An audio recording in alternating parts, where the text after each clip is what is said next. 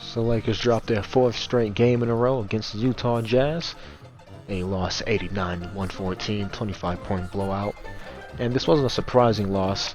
It's not that they lost, it's not even that they got blown out, but it was some of the low energy, lack of effort plays, and some boneheaded plays they committed that had me stumped a little bit.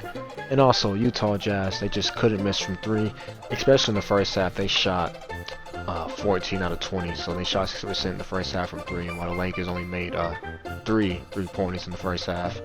So yeah, that was the first one right there. Utah was just killing them from three, and Lakers couldn't hit a three. And being Lakers couldn't hit a three, this led to them, just funneling most of the efforts into the paint, and packing the paint. And Rudy Gobert getting some blocks, some nice contests.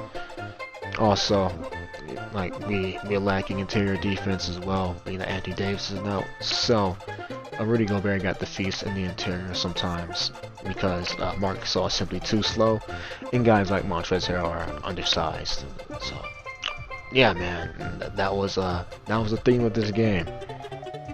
Couldn't buy a three, and we couldn't stop the threes either. Even though Utah came back to earth in the second half when it came to them shooting threes, they started off the third quarter like 1 for 10, and the Lakers were 1 for 8. Even though they came back to earth, they still shot the three ball really well. They finished around 45% tonight, I believe, on 40 attempts, close to that, something like that. So even though they came back down to earth in the second half, they were still able to make enough of them, and that was a main thing I saw going around with some discussions of the game, because well, Utah's not going to keep making 60% of their threes. I'm like, yeah, they won't, but the Lakers are not going to start making 50% of their threes anytime soon, and that's what happened. So yeah, they came back to earth, and we just stayed in the depths of hell when it came to dart shooting, because it was still pretty god awful. But good news, Dennis Schroeder is coming back on Friday's game against the Portland Trailblazers, so that's cool. He'll definitely help on some on-ball perimeter defense. They won't get as many open contests from three. He'll put more pressure on the ball handlers. And he does provide some offense. Well, not some offense. He does provide a good bit of offense. So the offense should improve. He does do some playmaking as well. So there should be some improvements in that department, but and it still may be pretty rough because they got to go against Damian Lillard. He's been playing really good. So don't know what they're gonna do. I hope they can win this game. Try to get above 500 or get 500. To end the break when it comes to this 8-game stretch, because they've been playing pretty bad these last 4 games. And not even these last 4 games. These are the games they lost. Even the games that they won, they were playing pretty bad.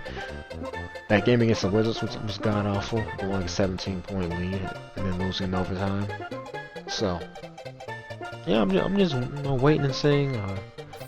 I don't know what this team's gonna do when it comes to making potential moves and trades, because while Hassan Whiteside is a stat pattern, does chase stats. I mean, it's a lot better than Marc Gasol's interior defense or interior presence, because he cannot move at all.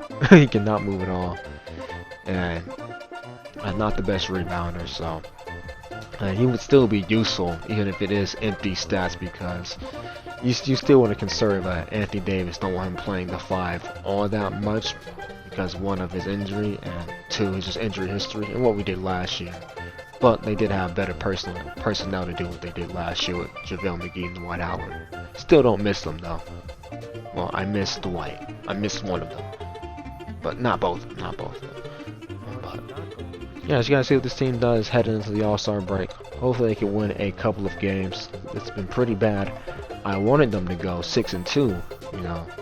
Was it 6-2?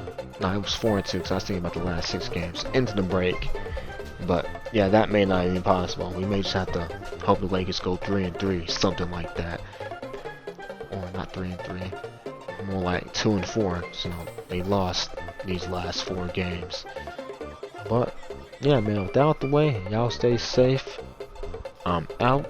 We'll see what these Lakers do on Friday against Portland.